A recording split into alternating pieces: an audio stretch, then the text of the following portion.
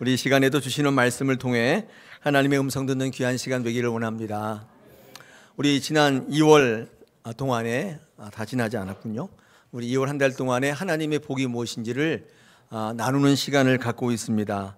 우리 지난 수요일 날 제 수요일을 시작으로 사순절이 시작되었습니다.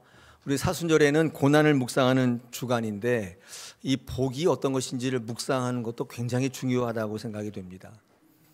우리 첫째 주에는 아브라함의 복이 무엇인지를 나누었고, 두 번째 주에 아브라함의 복을 나누었습니다. 야곱의 복을 나누었습니다. 오늘 세 번째, 또 다음 주에 이어서 시편 1편을 가지고 하나님이 말씀하시는 복이 뭔지를 같이 나누고 여러분의 삶에 적용하고 실천하는 그런 귀한 말씀의 시간 갖고자 합니다. 하나님께서 이 말씀을 통해 복된 사람 만들어 주실 줄로 믿습니다. 할렐루야. 고맙습니다. 여러분, 전자제품을 살 때 여러분 반드시 두 가지를 고려하셔야 그 전자제품을 극대화시킬 수 있습니다. 첫째는 전자제품을 샀을 때에는 반드시 매뉴얼을 다 읽어보셔야 돼요. 읽어보시는 분 손 들어보세요. 네, 우리 김종철 장로님 한 분밖에 안 계세요. 너무하네요. 네. 냉장고 사시면, 또 컴퓨터 사시면, 특히 자동차 사시면 매뉴얼을 다 읽어보셔야 돼요. 다 매뉴얼이 있거든요. 그래야 그 제품을 극대화시킬 수 있습니다. 컴퓨터 안에 윈도우라고 하는 운영 체계가 있는데, 윈도우가 갖고 있는 수많은 역할들이 있고 기능들이 있는데, 어떤 글에 보니까 10분의 1도 안 쓴대요. 그냥 워드하고 인터넷만 하는 용으로 쓰고 있다는 것이면 매뉴얼을 읽어야 극대화시켜요. 또 하나가 뭐냐면 AS가 잘 되는 제품을 사셔야 돼요. 왜냐하면 그 제품이 영원히 가지 않아요. 깨지고 넘어지고 쓰러지고 부셔져요. 그때 이것을 회복할 수 있는 뭔가가 있어야 돼요. 그래서 온전한 모습으로 그 제품을 사용할 때 극대화할 수 있습니다. 하나님께서 우리 인간을 만드실 때도 똑같이 이 두 가지를 주셨습니다. 화면 보시면 창세기 1장에 보니까 28절에 그들에게 복을 주셨다, 그들에게 말씀하셨다, 두 가지가 등장하고 있습니다. 여러분, 이 복이 뭐냐면 일종의 AS입니다. 하나님께서 우리에게 복을 주시지 않으면 우리는 온전한 모습으로 살아갈 수 없습니다. 이유가 뭐냐면 살아갈 때 사단의 공격이 너무 많아서 쓰러지고 넘어지고 깨지고 부셔지고 그런 인생을 살 수밖에 없다는 전제예요. 하나님께서 인간을 만드실 때에 AS를 주셨어요. 이 복입니다. 또한 하나님께서 복만 주신 게 아니라 말씀을 주셨어요. 이 말씀은 일종의 매뉴얼입니다. 사용 설명서예요. 그러니까 인생을 살아갈 때 하나님의 말씀대로 살아갈 때 어떤 일이 있을지 상황별로, 시대별로, 사람별로, 인물별로 나누어서 그 판례를 적어 놓으신 거예요. 그래서 이 매뉴얼을 읽지 않으면 우리 인생을 극대화시키기가 어려워요. 하나님이 주신 능력을 10분의 1도 사용 못하고 사장시키는 경우인 것입니다. 하나님께서는 우리에게 능력을 주셨는데 이 말씀의 능력을 주셨어요. 이 매뉴얼을 잘 읽어보시면 여러분 생각지 않은 능력이 여러분 가운데 있어요. 이거 모르면 그냥 매일 그러고 사는 거죠. 살다가 넘어지고 깨지고 상처받고 그런 경우가 얼마나 많아요. 하나님의 복이 없으면 그냥 다리 부러져가지고 질질질 끌고 다니는 거예요. 회복이 안 되잖아요. 손 부러졌는데 덜렁덜렁 달리면 이렇게 그냥 다녀. 아이고 아파, 아이고 아파 이러면서 매일 다녀요. 복이 없기 때문에 회복이 안 돼요. 우리는 하나님이 만드신 걸작인데 전자제품이랑은 비교도 안 돼요. 하나님께서 우리를 만드실 때 그냥 네가 알아서 살아라 이렇게 하셨을까요? 하나님은 오늘 1장 28절에 창세기 1장 28절에서 복을 주시고 말씀을 주셔서 하나님 앞에 영광 돌리는 귀한 인생을 극대화시키기를 원하고 계십니다. 여러분, 이것이 어쩌면 오늘 우리가 공부하는 하나님의 말씀과 복의 올바른 정의일 것입니다. 한번 생각해 보십시오. 그럼에도 불구하고 나는 예수 믿는 게 그 복 받기를 위한 것이다. 이 복을 자체, 이 복 자체를 목적으로 삼는 인생이 있다면 이는 뭐와 같으냐면 컴퓨터를 사는 목적이 매일 AS 받기 위해서다. 이러고 사는 자와 똑같은 모습인 것입니다. 하나님이 원하시는 모습이 아니에요. 아까 말씀드린 것처럼 복을 주시는 것은 연약하기 때문에 인간의 사탄의 공격이 너무 많기 때문에 쓰러지고 넘어지고 깨질 것을 전제하고 계세요. 그럴 일이 빈번할 거란 말이에요. 그런데 그러고 끝나는 게 아니라 회복시켜서 하나님의 온전한 자의 모습으로 백성으로 회복시켜서 최대의 시너지를 낼 수 있도록 다시 이어가는 삶을 살 수 있도록 주님 만들어 주신다는 것입니다. 오늘 시편 1편을 통해서 하나님 주시는 복을 묵상하기 전에 한번 정의를 한번 내려봤어요. 여러분, 복이 뭔지, 하나님의 말씀이 뭔지 정확한 정의를 가지고 앞으로 신앙생활을 할 때 여러분 인생에 극대화돼요. 놀랍도록 바뀐다는 것입니다. 할렐루야. 오늘 시편을 통해서 한번 차례대로 한번 묵상해 보겠습니다. 오늘 시편에 보면요, 오늘 설교의 제목처럼 해야 할 거 2개, 하지 말아야 될 거 3개 등장합니다. 제가 설교를 썼는데 28장이나 되더라고요. 그래서 제가 정신을 차리고 보니까 이거 안 되겠구나, 오늘도 어떤 분은 시험 받겠구나 이걸로. 그래서 어떻게 할까 고민을 막 빼다가 아니야, 이럴 게 아니라 이걸 2번으로 나누어 하면 되겠구나. 할렐루야. 좋은 생각이죠. 제가 왜 이 생각 못했는지 몰라요. 그래서 이 28개, 8장을 이게 딱 줄여서 하려고 다 빼다 보니까 이것도 아니고 저것도 아니게 됐는데 하나님께 주신 생각, 그러면 2개로 나누어서 해라. 시간이 긴 게 문제잖아요. 짧게. 짧지는 않습니다, 그래도. 그래서 오늘은 하지 말아야 될 거 3개, 다음 주에는 해야 될 거 2개.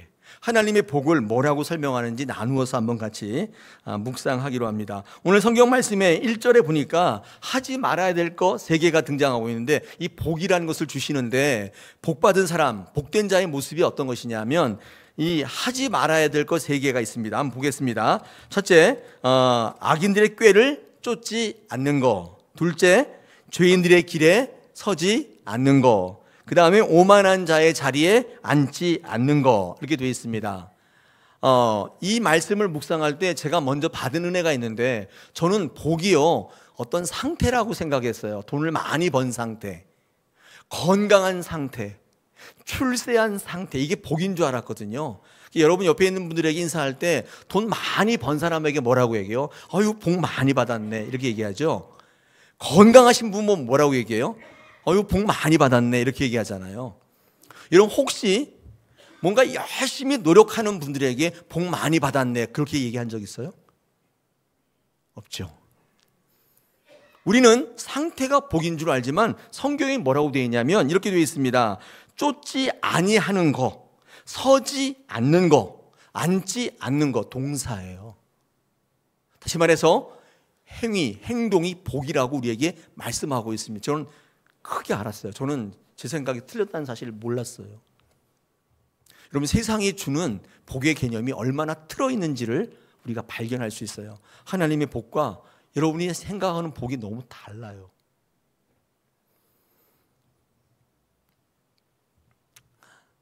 상태가 아니라 동사예요. 다시 말해서 이 복이라는 건 뭐냐면, 아무리 돈이 많은 상태일지라도, 돈을 많이 벌어있는 통장에 돈이 많다 할지라도, 아무리 건강하다 할지라도, 아무리 높은 지위까지 출세했다 할지라도, 내가 하지 말아야 될 것을 지금 하고 있다면, 내가 해야 될 것을 하고 있지 않다면 그는 결코 복된 자가 아니라는 거예요. 이게 성경의 목소리예요. 우리의 생각과 너무 달라요. 반대로 내가 아무리 빈곤한 상태에 있다 할지라도, 내가 아무리 병들었다 할지라도, 내가 아무리 초라하다 할지라도 해야 할 것을 하고 하지 말아야 할 것들을 안 하고 있다면 그는 정말 복된 자인 거예요. 이게 하나님이 오늘 시편을 통해 우리에게 전달하는 복의 첫 번째 메시지예요. 이렇게 생각하고 계신 분 계세요? 없다, 그 말이에요. 그러니 하나님의 복을 누리기는 묘연한 것입니다. 하나님이 말씀하시는 복에 대해서 인식하거나 받아들이지 않고 있는데 하나님의 복이 어떻게 있어요? 제가 오늘 시편 1편을 묵상하면서 하나님이 주시는 복이 뭘까를 공부하면서 첫 번째 깨달은 거예요. 여러분, 돈 많이 벌어놓은 상태가 복이 아니에요. 행동하는 거예요. 오늘 그것을 같이 묵상하기를 원합니다. 자, 첫 번째, 오늘은 3가지, 하지 말아야 될 것 3가지를 묵상합니다. 첫 번째, 악인의 꾀를 쫓지 말아야 한다고 얘기를 합니다. 이게 무슨 말인지를 잘 모르죠. 제가 이 꾀라는 말을 한번 얘기해 드릴 텐데, 여기 앞에 보시면 이 꾀가 이 히브리 원어는 빠차르라고 되어 있는데 이게 원래 애차라는 단어에서 파생된 단어예요. 이 애차가 뭐냐면 이 꾀, 이것은 우리나라 말로 바꿔보면 조언, 충고 이런 뜻입니다. 다시 말해서 복받은 자, 복된 자가 어떤 사람이냐면 악인의 충고를 받지 않는다는 것입니다. 그게 바로 복받은 자고 복의 모습입니다. 이 악인의 이 조언, 충고를 받지 않는다. 이게 도대체 무슨 말일까요? 이 악인이라는 것은요, 여러분이 생각하는 것처럼 살인, 강도, 성폭행 이런 사람을 얘기하는 게 아니라 성경의 악인은 어떤 사람이냐면 하나님을 모르는 사람, 하나님을 부정하는 사람, 하나님으로부터 떨어져 있는 사람을 성경은 총칭적으로 악인이라고 표현해요.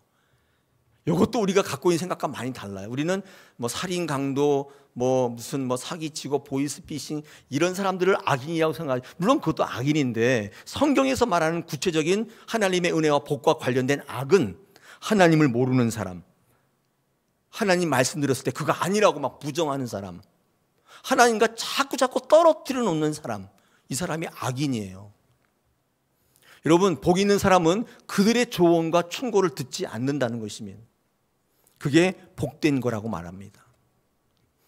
여러분, 하나님을 믿지 않는 사람, 하나님을 부정하는 사람의 충고가 조언이 다 나쁜 거는 아니라고 생각이 됩니다. 왜냐하면 이 땅을 살아갈 때 그들의 조언이, 충고가 도움이 될 때가 많아요. 전문적인 지식, 경험들이 도움이 많이 됩니다. 저는 그것까지 부정하고 싶지는 않아요. 그게 도움이 많이 되죠. 그런데 왜 그들의 충고가 악이라고 복이 아니라고 얘기할까요? 여기 중요한 원리가 있습니다.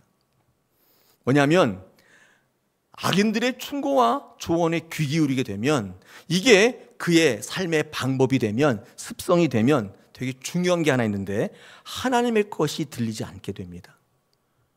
심각한 거예요, 이게.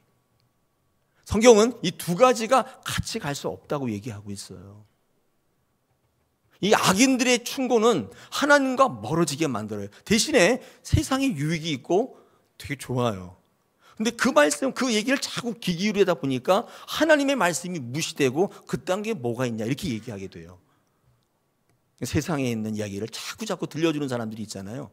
그거보다 하나님의 말씀을 통해서 하나가 연합하게 만드는 게 그게 복된 자라는 거예요. 하나님하고 단절하게 만드는 거, 일체가 다 악인데 내가 의도했던 의도하지 않았던 그게 바로 악이에요. 그를 추구하는 사람이 바로 악인이에요. 반대로 의인은 누구냐? 훌륭한 인격자가 아닙니다. 선행을 하는 사람이 얘기하는 게 아니에요. 성경에 말하는 의인은 삶과 신앙을 통해 하나님과 연결해 주는 사람이에요. 하나님과 연합할 수 있도록 자꾸 연결해 주는 거예요. 이렇게 얘기할 때 여러분은 의인입니까? 악인입니까? 한번 생각해 보세요. 여러분의 입에서 누군가에게 조언해 줄 때 어떤 조언을 하세요? 매일 세상 얘기해 주세요? 뭐 하니까 이렇게 될 거다, 교회가 이렇게 될 거다 이렇게 얘기하세요? 그렇지 않아요. 세상의 얘기이고 여기는 하나님이 계시는 곳이기 때문에 그 모든 것들을 뒤엎어버려요. 그러니까 성도들에게 뭐라고 얘기해 보게요? 하나님이 계시니까 힘내라고, 그렇지 않을 거라고. 우리가 하나님 뜻대로 살아갈 때 하나님께서 이곳을 우리가 생각할 수 없는 복의 도가니탕을 만들어 주실 거라고. 그게 복된 자예요. 그래서 절망과 소망 잃어버린 사람들이 자꾸 하나님과 연결되고 연합되는 거예요. 그렇구나, 하나님이 계시니 문제 없겠구나. 세상은 이렇고 내 환경은 이렇지만 하나님이 함께 하시니 문제가 없겠구나. 자꾸 하나님께로 접붙여지는 거예요. 여러분, 이게 의인인 것입니다. 저는요, 제가 복받은 자라고 생각이 됩니다. 이럴 때 좀 아멘 해주셔야 제가 막 신이 나고, 그래 내가 맞구나. 근데 아멘 두 사람만 그러시면 제가 어떻게 설교할 수 있겠어요? 저는 제가 진짜 복받은 사람이라고 생각이 돼요. 네, 이미 늦었습니다, 때가. 네. 왜 그런 거 아니? 제가 간증을 좀 할게요. 제가 다사랑교회 부임한 지 얼마 안 됐을 때 이 목동에 사시는 전교회 어떤 집사님이 한번 저를 찾아오셨어요. 새벽 예배 끝나고 제 방에 앉아 있는데 오셔서 제 방에 문을 두드리셨는데 왜 예배 안 오셨냐 했더니 다른 분 방해될까 봐 밖에서 기다리셨대요. 저한테 오셔가지고 사정 얘기를 털어놓으셨는데, 지금 사업상 중요한 결정을 하나 해야 되는데 아무리 생각해도 답이 안 나오고 몇 날 며칠 잠을 못 주무셨대요. 근데 이 앞에 지나가다가 포스터에 제 얼굴이 딱 있는 걸 보고, 아니 김동호 목사가 여기 왔네? 그래서 찾아오셨다는 거예요. 그러면서 사정 얘기를 쭉 하셨는데 어떻게 하면 좋겠습니까? 이렇게 물으시는 거예요. 제가 이렇게 들어보니까 제가 아는 얘기가 아니에요. 제가 사업에 대해서 뭘 알겠어요. 저 사업해 본 적이 없거든요. 전문적인 지식도 없고 경험도 없습니다. 근데 만약에 그런 경우를 저한테 상담해 오시고 물어보시면 저는 어떻게 말씀드리냐면, 제가 전문적인 지식이나 경험이 없기 때문에, 저는 목사잖아요. 제가 어떻게 얘기하냐면, 성경에 나타나 있는 그와 유사한 인생의 매뉴얼을 찾아서 그 인생의 판례를 얘기해드려요. 사례를 얘기해드려요. 그게 제가 하는 거예요. 가령 이런 겁니다. 그 경우에 아브라함을 보니까 아브라함은 이렇게 했다더라. 집사님하고 이게 똑같은데, 비슷한데 그때 다윗은 이런 결단을 했다더라. 그렇게 할 때 어마무시한 승리했다더라. 그렇게 안 할 때 쫄딱 폭망했다더라. 이걸 제가 알려드리는 거예요. 저는 그거밖에 몰라요. 근데 가만히 듣고 보니까 그 사례와 성경 이 판례와 똑같은 거예요. 여러분, 하나님께서 말씀하시는 거죠. 여러분, 제가 이 이야기를 해드렸는데 놀랍게도 그 집사님은 이렇게 말씀하셨어요. 목사님, 알겠습니다. 제가 목사님의 좋은 대로 하겠습니다. 이렇게 얘기하시더라고요. 제가 좀 놀라웠어요. 저는 제가 목사니까 이런 얘기를 했는데 그 중차대한 사업의 문제를 이렇게 하시겠다고 하니까 깜짝 놀랐어요. 여러분, 생각해 보십시오. 그런 얘기를 들었을 때 그 집사님이 이렇게 반응하실 수 있어요. 그러면 그렇지. 내가 지금 무슨 성경 공부하러 왔냐? 고민되고 힘들어 죽겠는데 무슨 뚱다치 같은 소리야. 역시 목사에게 온 내가 바보지. 목사가 뭘 알겠어. 이렇게 반응하실 수 있잖아요. 근데 그분은 그렇게 반응하지 않고, 내가 목사님 말씀대로 한번 해보겠습니다. 이렇게 반응하시더라는 거예요. 여러분, 정말 그분이 왜 저에게 왔을까요? 전 전문가도 아니고 지식도 없고 경험도 없는데 왜 왔을까요? 제가 그분이 간 다음에 곰곰이 생각해 봤는데, 제가 어떤 경험이 있어서가 아니라 이유는 한 가지인데, 제가 하나님의 말씀을 전달하는 목사이기 때문 아니겠습니까? 하나님의 말씀을 증거하는 목사라면 하나님을 대신해서 나에게 정말 도움의 말씀을 해줄 수 있을 것이라는 그 믿음 때문에 온 게 아니겠습니까? 제가 생각했어요. 야, 나 진짜 복된 사람이로구나. 왜냐하면 의인의 충고를 하고 있는 거잖아요. 그에게 하나님의 말씀을 해드리는 거 아니에요. 전문적인 지식은 아니고 경험은 아니에요. 여러분, 교회에서는 그거를 복이라고 얘기하고 있어요. 저는 여러분이 그런 복된 자들이 되었으면 참 좋겠습니다. 여러분, 복 있는 사람은 1차적으로 하나님의 복이 어디 있는지를 잘 알고 그 복대로 살아가는, 행하는 사람일 것은 분명하지만, 2차적으로 복의 사람은 뭐냐면 이 하나님의 진리를 조언해 줄 수 있는 사람인 것입니다. 이게 복된 자예요. 오늘 시편 1편을 통해서 우리가 하지 말아야 될 첫 번째 거, 악인의 충고에 귀를 기울이지 않는다. 뒤집어 얘기하면 의인의 충고에 귀를 기울인다는 것입니다. 이게 복의 한 모습이에요. 사랑하는 여러분, 여러분은 세상의 지식과 경험을 가지고 세상의 전문가가 되십시오. 그러나 동시에 그에 앞서서 하나님의 말씀으로 생명의 조언을 해줄 수 있는 복된 자 되시기를 축복합니다. 이게 우리 교회 연구표예요. 세상 속에 능력 있는 그리스도인. 이게 완벽한 거죠. 할렐루야. 복을 누리시길 축복합니다. 두 번째는요, 이 죄인의 길에 서지 말아야 한다고 되어 있습니다. 이 죄인의 길에 서지 말아야 한다는 거, 이때 길이라는 단어에 대가 이제 공부를 좀 했는데, 이 길이라고 하는 것은 데레크라고 하는 히브리 단어인데, 여기에 우베데레크, 우베라는 접속사가 붙은 형태인데 이 데레크가 되어 있습니다. 이 데레크를 한번 사전을 찾아보면 여러 가지 뜻이 있는데 가장 많이 쓰이는 용례는 방법입니다. 태도 이런 건데 여러 가지 뜻이 있어요. 근데 방법, 다시 말해서 죄인의 방법으로 살지 않는다의 뜻입니다. 죄인의 길에 서지 않는다는 것은 복의 사람의 모습이에요. 바꿔 얘기하면 하나님의 방법으로 살아간다는 뜻입니다. 세상의 방법대로 살지 않겠다는 거예요. 여러분, 성도가 살아가는 방법은 두 가지 존재하는데 하나님의 방법으로 살 거냐, 세상의 방법, 나의 방법으로 갈 거냐, 이 두 가지의 방법이 존재해요. 이 두 가지가 싸우는 게 신앙이에요. 신앙은 어떤 방법으로 살 것인가의 문제예요. 하나님의 방법대로 살아가기로 결정한 사람들 우리는 성도라고 얘기합니다. 그들은 거룩한이에요. 성도가 거룩할 성자의 무리도자거든요. 거룩한 무리예요. 구별되었다는 뜻입니다. 어떻게 해요? 하나님의 방법으로 가겠다는 거예요. 여러분 성도이십니까? 아멘 하신 17분만 성도예요. 가만히 생각해 보니까 나는 아닌데? 난 하나님 말씀 듣고 있는데 난 그 방법대로 안 해요. 그거는 그냥 교회에서 듣는 용이지. 왜 그걸 가지고 내 사업의 현장에 이익이 난무하고 민감한 거기에 왜 하나님을 적용합니까? 이렇게 생각하시는 분이 있잖아요. 성도 아니에요. 죄송해요. 그 뭐예요? 무리예요. 무리. 따라다니는 무리. 하나님의 방법은 두 가지입니다. 그래서 어떻게 하냐면 사랑과 공의를 가지고 하나님이 구원하시고 뜻을 이루어요. 사랑은 좋은 거잖아요. 사랑하는 거. 근데 이 공의가 되게 중요한데 하나님의 방법에는요, 사랑하시는 것만 있는 게 아니라 심판도 있어요. 그러니까 승리와 패배도 있고 형통과 실패도 있고 이게 다 하나님의 방법이에요. 근데 복되지 않은 사람들이 뭐라고 얘기하냐면 하나님이 승리 있게 하는 건 하나님의 방법이고 패배하는 것은 사단의 방법이라고 얘기해요. 사탄이 역사에서 실패했다는 거예요. 그렇지 않은 것입니다.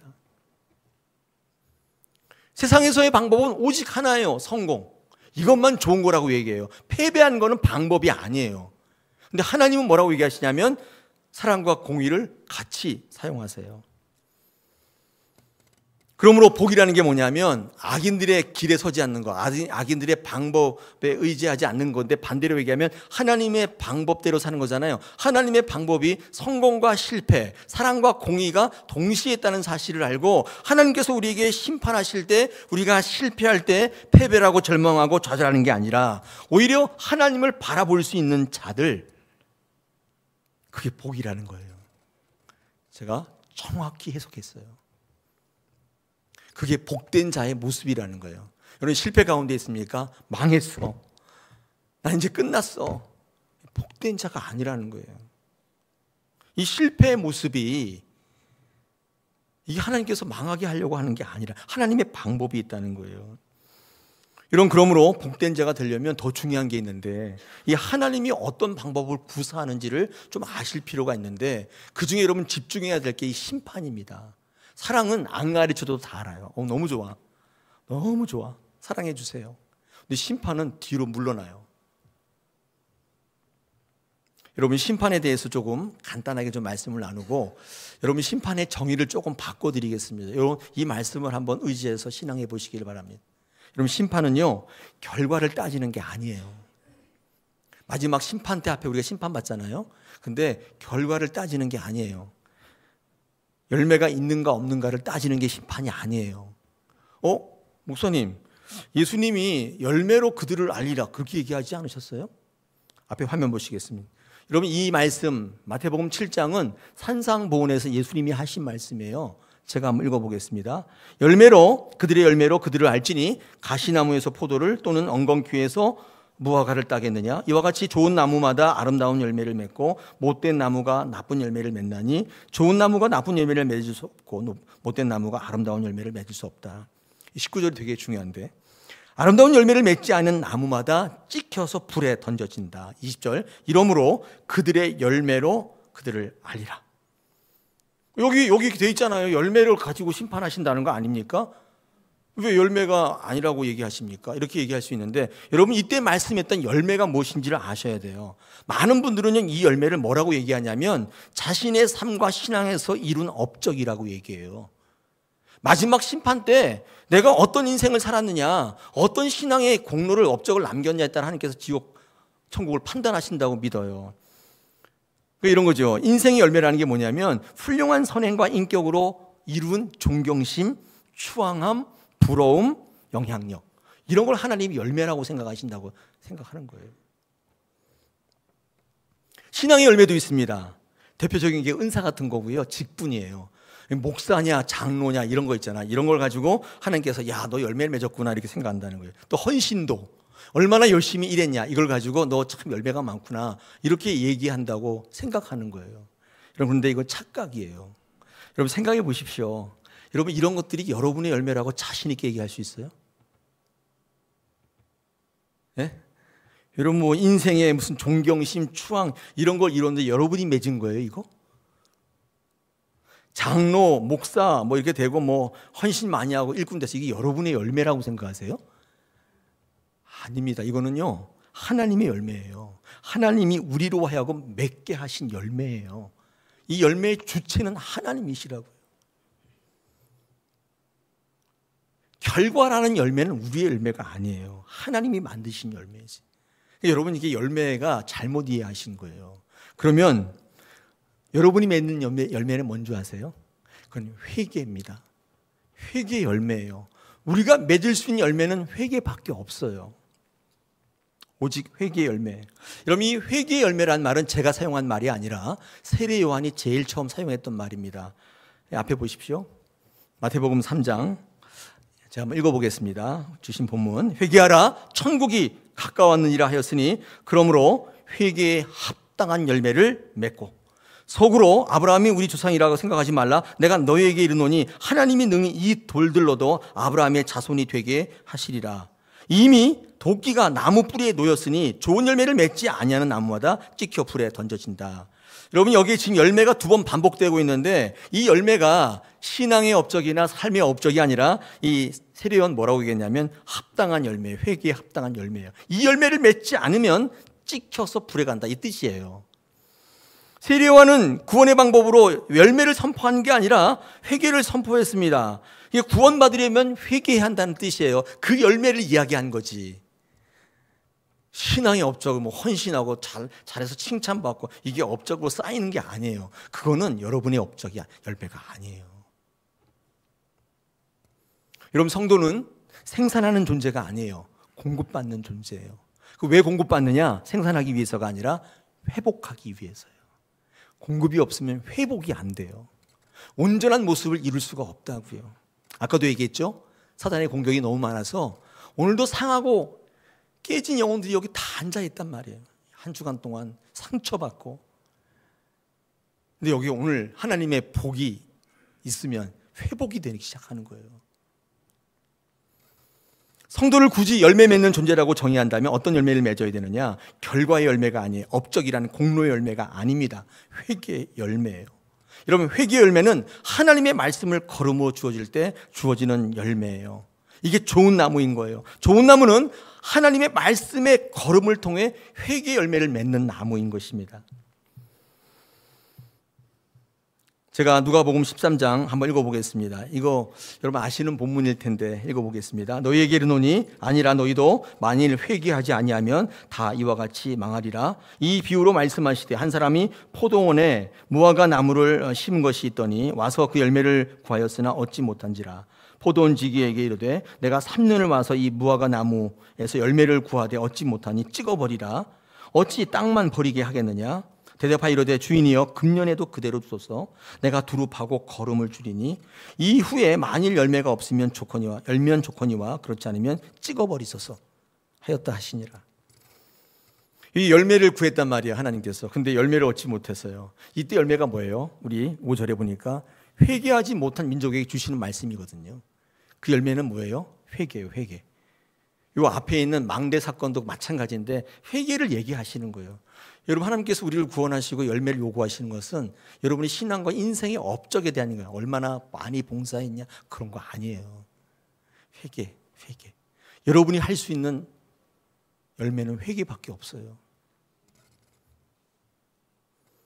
회개 열매는 말씀을 걸음으로 주면 자라나는 거예요. 말씀이 없으면 회개도 못해요. 여러분, 제가 아까 마태복음 3장, 7장 우리 세례 요한의 말씀과 예수님의 산상복음 말씀을 읽어드렸는데 한번 보세요. 유사하지 않아요? 유사해요.